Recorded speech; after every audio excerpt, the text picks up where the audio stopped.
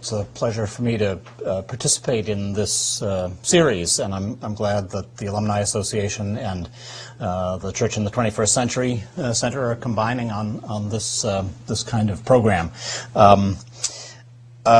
One question that you may be asking in a session on prayer, one question that I was asking in a session on prayer is, what's a historian doing talking about prayer? Not, you would think, the kind of expertise that a historian would have. History is about wars and revolutions and presidents and kings and all of that kind of stuff, right? Well, yes, but all of that seems pretty far removed from prayer. As I thought about it, I thought prayer is both smaller and larger than all of that.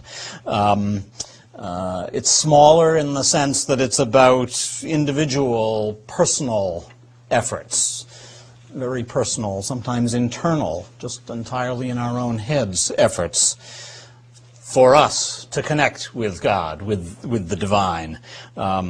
Personal needs, personal concerns, personal expressions. That's what prayer is about. And so in that sense, it seems to me prayer is smaller than these concerns of history because it's individual, it's personal. But it's also, I think, about connecting to larger things, in some ways the largest of things.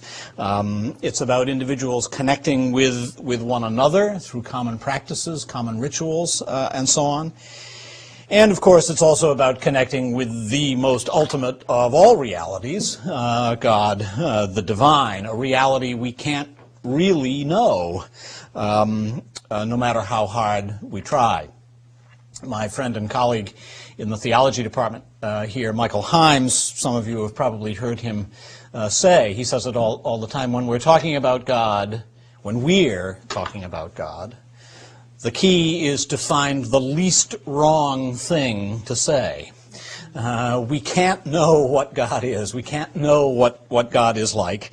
We try to express it in words, but we can't really know. And so really the goal we should set for ourselves is to be as little wrong as possible as we try to articulate that. And so prayer, in that sense, as I say, is a very big thing. It's about how we try to bridge that gap between us and God, how we make that kind of connection. So again, if all of that is so, what does a historian have to contribute to that conversation? What does a historian have to say on the subject at all? Well, I have a simple answer to that, and it derives from, I think, what has seemed to me increasingly to be a clear fact, and that is that prayer itself has a history. That it has changed over time, and that in particular in the history of Catholicism in the United States, the ways of prayer, the emphases in prayer have changed considerably. That's what I mean when I say it has a history. It hasn't always been the same. There have been there's been great variety to it. In prayer, as in so many other aspects of our lives, I think it can be easy to assume that the ways we know, the things we do, that, well, that's just always how it's been.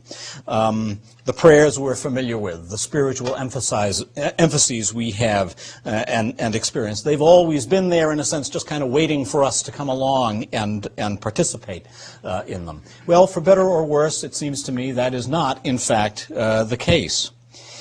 Anyone who looks at American Catholic history, I think, will see immediately that the prayer life of American Catholics has changed considerably over the last several centuries. Prayers and devotional practices that are popular at one point, that speak meaningfully to people at one point in history, don't have the same resonance with people in other times and places. They have their own emphases. How people define the goals and the purposes of prayer, all of that has changed. And this is something that I myself, in my own work in recent years, have been trying to study and document. What have been the practices of prayer? What have been the devotional emphases, and so on? I say to students all the time that this research focuses on what I think are really important questions, but are, in the end, relatively simple questions. Questions like, when American Catholics go to church or go to prayer individually, what happens? What do they do there? What do they think it means? What do they think they're doing? How do they connect with it? It's those kinds of questions that I've been trying to explore in my own work and want to explore a little bit with you tonight. So what I want to do is describe some of these changing patterns of prayer in American Catholicism, and try to say some things about what they've been in different times in the American Catholic experience. My goal here is not to highlight any particular one of them and say that's the one that always works or that should work or is best in any sort of way. It seems to me that those are decisions, as I'll suggest more at the end, that we all come to on our own. So, you sometimes hear Catholics, especially those of us who've lived through decades of change, especially since the Vatican Council. You often hear Catholics say, well, if only we went back to fill in the blank devotion, then everything would be fine. If only people went back to saying the Stations of the Cross. If only we went back to not eating meat on Friday, and so on. My goal here is not to pick one of those and say, if only we went back to X, but rather what I'd like to do is highlight what I think really is the rich variety of prayer as American Catholics have practiced it and experienced. It seems to me that there is this variety, that the ways of prayer among American Catholics really is a very deep well, and that all of us in our own personal religious and spiritual quests can draw on that well and can draw out of that well things that speak meaningfully to us. So, again, what I want to do is describe what I think some of the richness of that variety has been. Historians like to break long periods of time up into various periods, various eras. I've just done a book in which I divide the American Catholic experience into 6 ages, 6 periods. I'm going to compress that to 3 here for these purposes. So it's kind of like a top 10 list, but there are only 3 items on it in a way. So my time periods begin first with the early experience of Catholicism in the United States, in the colonial and Revolutionary War periods, before the arrival of large numbers of Catholic immigrants just before the Civil War. So let me say some things first about the ways of Catholic prayer in America in this first early period. As a part of the context, of course, in this period, the institutional church is small and scattered. Certainly in the colonial period, in the era of the American Revolution, into the beginning of the 1800s, the institutional infrastructure and footprint of Catholicism in America is really small. There aren't many churches. There are virtually no sisters. And priests are pretty rare as well. And what priests there are, all pretty much have to ride wide circuits. They might be based in a particular place, but they spend their time on the road visiting large numbers of scattered communities of Catholics spread out across the countryside. average Catholics, ordinary Catholic lay people, in a lot of these scattered settlements, especially as you move inland towards the frontier, lay Catholics in those periods can maybe go to Mass 4 times a year if they're lucky, because that's when the priest comes to town to say Mass, often in somebody's living room, because they haven't yet got the resources to actually build a church building. And so given that, given the small institutional presence of the church and the demands that are made on what few priests there are, what you see typically in this period, I think, is lay people taking on themselves the responsibility for sustaining their own religious life, sustaining their own Catholic identity. And to help support that, there are published collections of prayers. Really, the first Catholic prayer books in America show up just at about the time, that are printed in America, show up at just about the time of the American Revolution. These are devotional manuals full of prayers of a great variety, with many different emphases. Prayer books that lay Catholics can use on their own to conduct their own ad hoc worship in their own family, in their own community, with their own immediate neighbors, and so on. And they do this because there aren't priests available.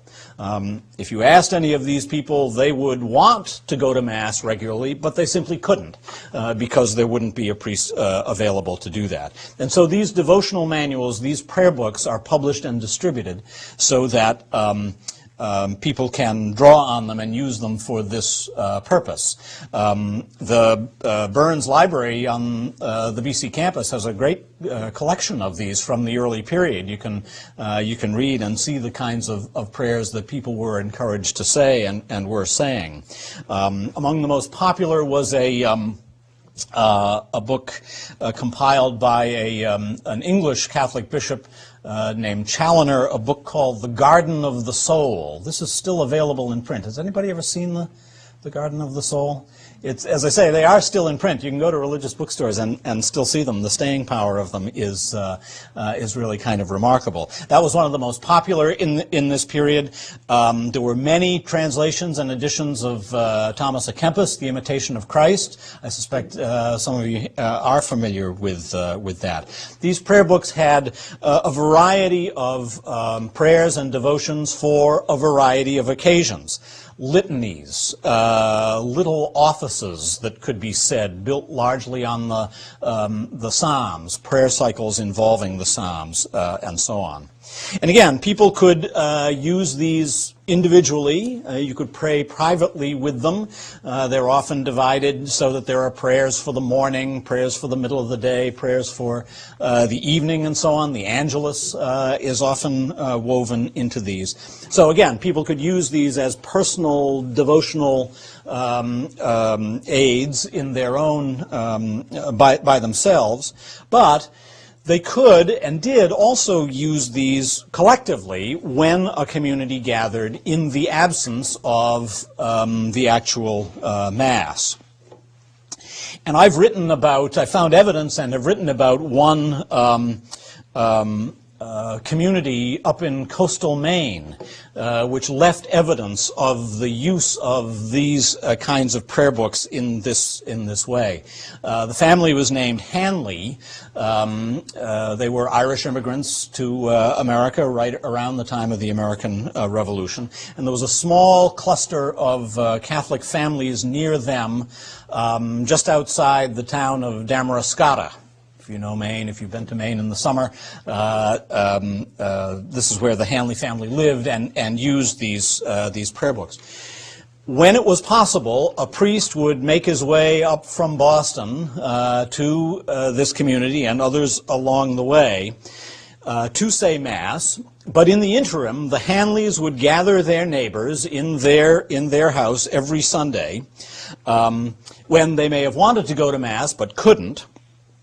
And they would use these prayer books to conduct their own worship service to mark the celebration of Sunday. Someone would read the gospel passage that was assigned for that Sunday. The gospel passages were all reproduced in these books. And then there were a series of other prayers which a leader of the community would initiate. There was a form of the Confiteor that would have been said at Mass if Mass were available. And there were also prayers for what was called a spiritual communion. Again, the Eucharist wasn't available, communion wasn't available because a priest wasn't there, but there were prayers that had been designed to put people in mind of that so that they could receive communion essentially spiritually, even if they couldn't do it actually. Interestingly, the evidence suggests that this little ad hoc service that people would put together was planned to last about 3/4 of an hour, roughly the amount of time that a Mass in those years would have taken if it had been possible to say Mass. And so people are using these prayer books to have an experience of prayer, even if they can't attend Mass, and have the regularity, the weekly regularity of it. What strikes me about the Hanleys and their friends, and they weren't unique in American Catholicism at all, what strikes me about it is the way these people are taking the responsibility on themselves to maintain their Catholic identity. Some of them could, some of them probably did, just say, well, we'll just go to the local congregational church or whatever. But for large numbers of Catholics, it seems to me they were using these prayer books to maintain a kind of Catholic identity, a connection to the Catholic prayer life, even in the absence of the institutions of the Church. Now, there are lots of comparable resources to all of that today, just as there were lots of prayer books available and used then. There are similar resources now, supplemented, of course, these days by the web. Some of you may be familiar with the Sacred Spaces website of the Irish Jesuits. Are you familiar with that? I've become a big fan of that in recent years. Sacred Spaces. Sacred Space, singular, is the website. Year-round, not just during Lent, although they've done some very good Lenten stuff. As I say, it's a website based or run by the Irish Jesuits. But that's a kind of comparable thing today to these prayer books and manuals from this earlier period.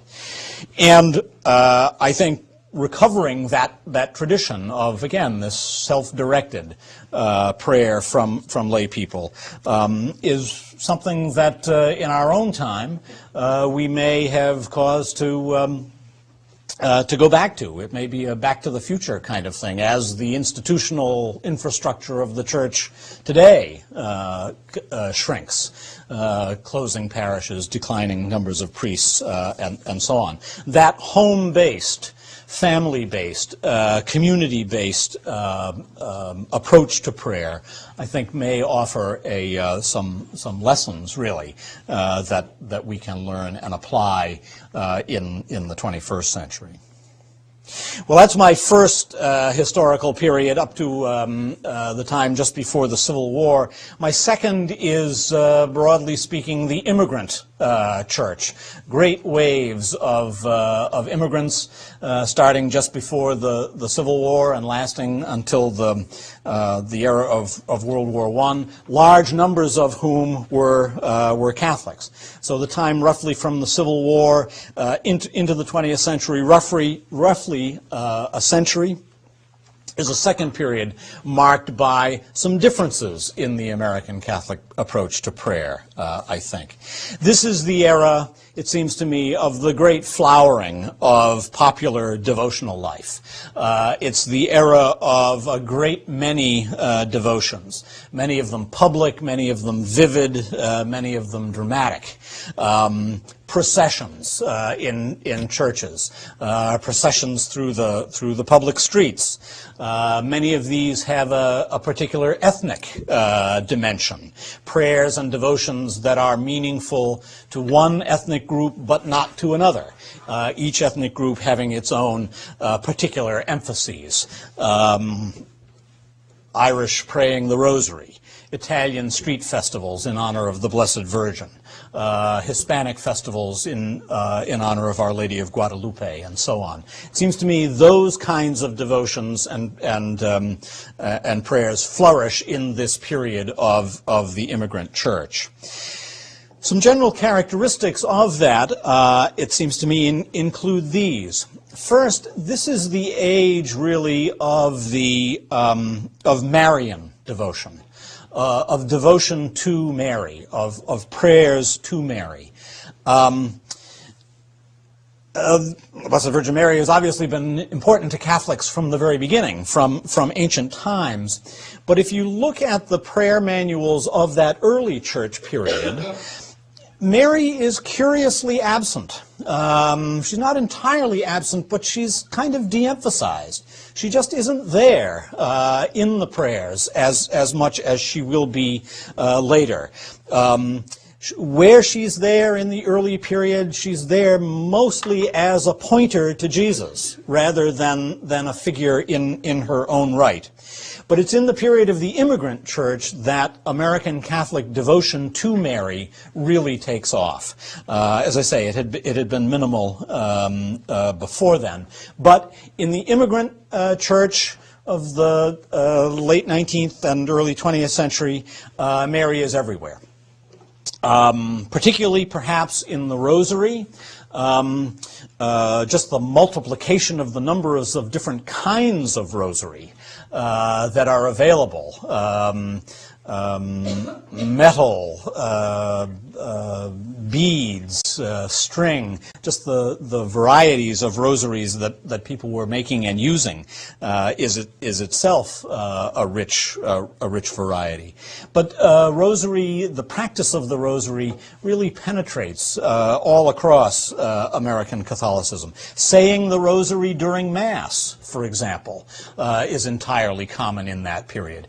Before the changes of the Second Vatican Council, where the members of the congregation are actively participating in the liturgy, where the priest was saying the Mass in Latin with his back to the congregation in a low voice, without being flip about it, there wasn't a lot for lay people to do at Mass.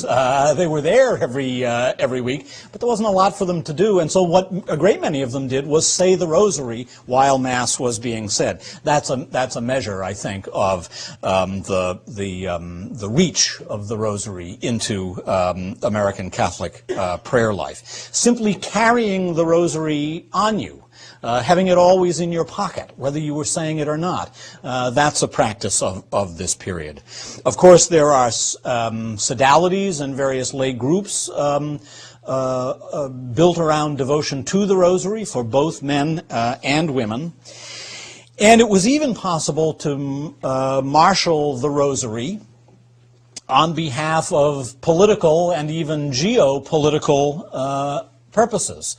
One of the great scenes in local Boston Catholic history came in 1960, just at the end of this period, when Cardinal Cushing, as a way of protesting the visit to the United States of Nikita Khrushchev, the leader of the Soviet Union. Khrushchev was coming to the UN, I think. But as a protest of this communist on American shores, Cardinal Cushing organized 20,000 people to stand around the Bunker Hill Monument praying the Rosary to kind of ward off the communist leader. There are newspaper photographs of that. It's just a tremendous sight, but it shows the degree to which the Rosary was a part of American Catholic life, the way it spoke to American Catholics. I think you see Marian devotion in this period in other ways as well. There's a positive explosion of popular hymns to Mary for school children and other groups. Again, hadn't been there earlier. I also looked at and did some counting of parish names, church names, bearing Marian titles. And here's the little kind of factoid that historians love. By the 1920s, fully 1/4 of the churches in the Diocese of Brooklyn, which includes Brooklyn and Queens in New York, fully 1/4 of all the parish churches in that diocese had some kind of Mary title. Saint Mary, several Saint Marys, Our Lady of this, Our Lady of that, and so on. That again is a measure of the extent to which Mary became important in American Catholic prayer life, and you can also see it in American pilgrimages, especially from the 1920s on, American pilgrimages to sites in Europe of Marian apparitions, Lourdes, Fatima, places, Anak increasingly, places like that. So again, one of the new things in this period of the Immigrant Church is this rise of devotion to Mary. Beyond that, this is also the period of devotion to the saints in general. Again, emphasis on the saints had not been quite so strong in the earlier periods. But devotion to saints identified as patrons of particular causes. St. Jude, perhaps most famously, the patron saint of hopeless cases, so-called, but all kinds of other saints. In this period you find just a proliferation of patron saints for individual professions. You know, the patron saint of lawyers, the patron saint of nurses, the patron saint of dentists, and so on. Again, that's part of American Catholic devotional and prayer life in this period in a way that it hadn't been before. More generally, this Immigrant Church period is also one in which regular religious practice as an expression of prayer life now becomes possible. The infrastructure of the church has spread across the country, so there are lots of parishes, there are lots of priests and sisters and so on. And following that, in promoting lay devotional and prayer life are all kinds of lay organizations designed to do particular things, but also to integrate prayer life into them. Some examples. The Holy Name Society, the principal parish-based society for men, to accustom particularly the men of the parish into regular religious practice, all built around a particular devotion to the holy name of Jesus, the practical product of which essentially was to get men to stop swearing. That was a part of it. But again, there was a particular charism, as we would say. They wouldn't have used the word charism at the time, but the particular charism of the Holy Name Society was that. Or the St. Vincent de Paul Society, direct personal service to the poor, built on the spirituality and prayers of Vincent de Paul himself. Various kinds of sodalities, as I've already suggested. Every Jesuit school in the country had sodalities. It was something that Jesuits in particular promoted for both men and women. For young people, the Children of Mary, especially young girls, and so on. All of these lay organizations engaged in communal, collective activities, but they importantly coupled those activities, whatever they were, with the particular devotional emphases, again, the particular charism of the group. And lastly, in this period, I'd highlight regular sacramental practice in the church. Again, it was possible in a way that it hadn't been before, simply because churches were available. But it's in this period that movements for more frequent communion, for example, take hold. Regular confession. In my work on the history of confession, they're not common, but there are some statistics on confession and some priest notes about hearing confession. And priests are sitting in the confessional for 5-6 hours at a time, hearing a steady stream of people coming. That kind of practice, it seems to me, is significant. Lay Catholics have internalized the idea that they should and want to engage in that kind of regular sacramental, liturgical, paraliturgical practice, and so on. Stations of the Cross, whether said individually or as part of a communal service in the parish, that too is another sign of this increased regularity in Catholic practice. And lastly, very significant, I think, in the 20th century especially, is the growth and spread of the lay retreat movement. Prior to this, the idea that one would go away on a retreat for a period of time, that was something that priests did, that was something that sisters did, but really before the 1920s, that was not something that lay people did. The very fact that that movement took off among lay people, it seems to me, again, is another indicator of what was speaking to them spiritually, but also this regularity of practice that came to mark American Catholicism. In all of this, American Catholics in this immigrant period became known as regular churchgoers in a way that they hadn't been before that. So prayer life was individual, yes, but it was also communal. It was collective as much as it was solitary. This is clearly still an option for American Catholics, and an important one, and parishes everywhere are still constructed to support this kind of thing.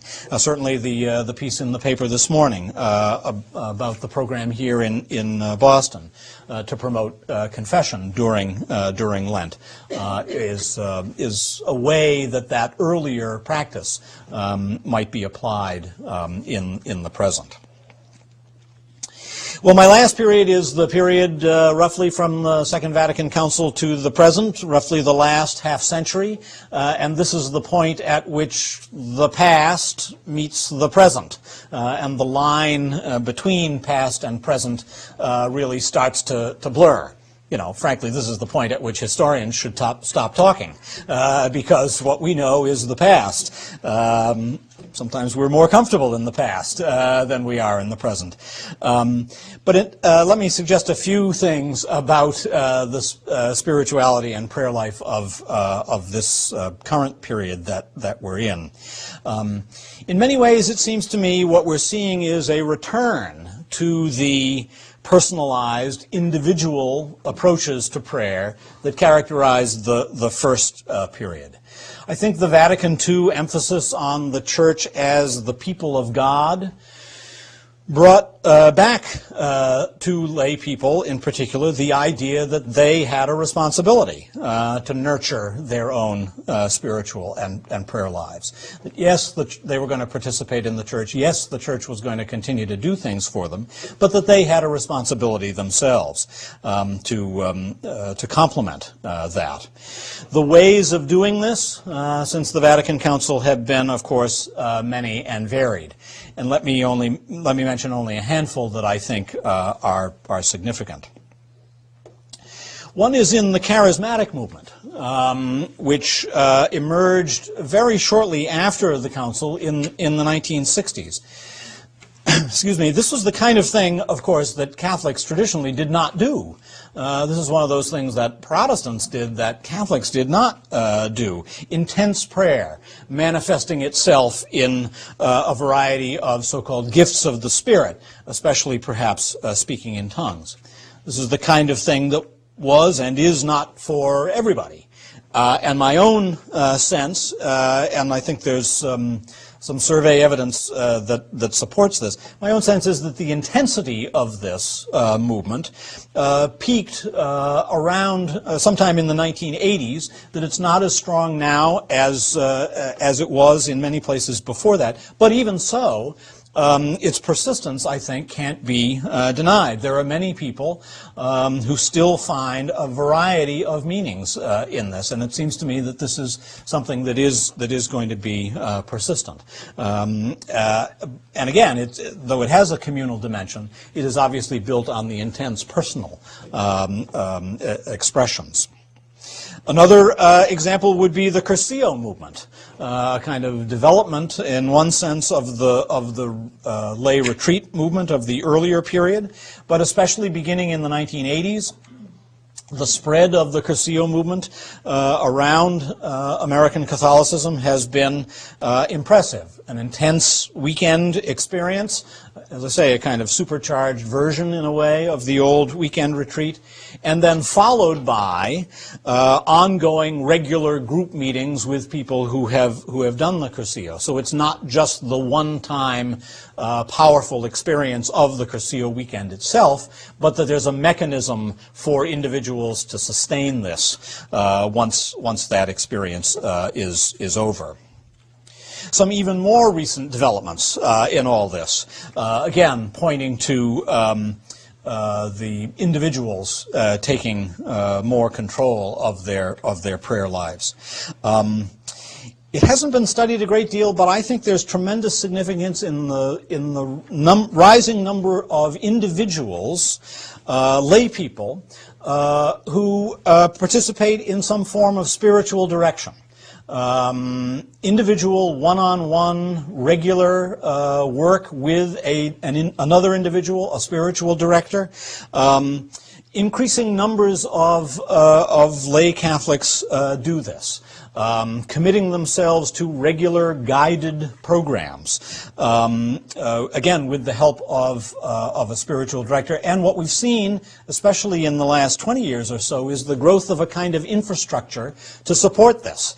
Identifying who are qualified spiritual directors, means of putting lay Catholics in touch with spiritual directors, and so on. Much of this has been done under Jesuit auspices. Obviously, in this kind of thing, Ignatian spirituality, Ignatian spiritual direction has been very important.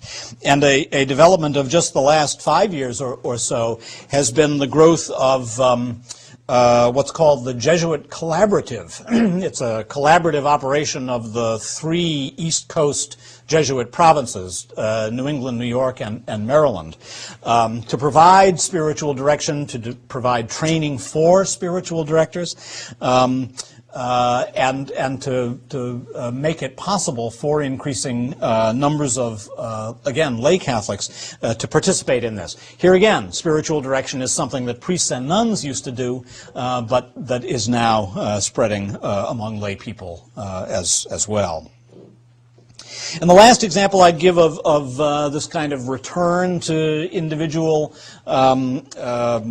responsibility of lay Catholics are the proliferation of largely parish-based small faith groups of all kinds. Every time I turn around, I hear of another parish, another diocese, which has committed itself to organizing groups of parishioners who will meet with one another regularly to talk about their faith, to talk about their prayer life. Here in the Archdiocese of Boston, in the last couple of years, has been the Arise program, which has spread really around the diocese, and I think the numbers participating in it have been impressive. Everyone that I've ever talked to about that particular program has found it very meaningful, and I think there are comparable programs like it in other parts of the country as well. These small faith groups can have a kind of natural life cycle, I think. You know, they can be intense for a while, and people can drop off, they can form and reform, and so on. But some of them have some remarkable staying power. The The one I've been involved with has been going strong for 13 years and shows no sign of abating. And again, it seems to me the spread of this kind of thing across Catholic America is significant. Here again, there are all kinds of resources, publications, and whatnot to support this, similar to those prayer books from the earlier period. And it seems to me that all of that is a very helpful sign because it connects individuals to the institution of the Church, allowing them to take advantage of the Church, but also to develop their own emphases and to take their own responsibility for their prayer life. So the message is, as I said at the beginning, that there's a tremendous variety here. It's a wide range of things that have been and are available. I think a lot in our history, in our tradition, specifically as Catholics in America, that we can choose from. The individual, the responsibility for that, as I keep insisting, falls increasingly on individual Catholics to support and find out what's right for them. Father and sister can't do this for us anymore. They can't do it as much as they could in the past. And in fact, I think wouldn't want to take that responsibility entirely on themselves. That we, Catholic Americans, take it on ourselves to promote and advance and find meaningful.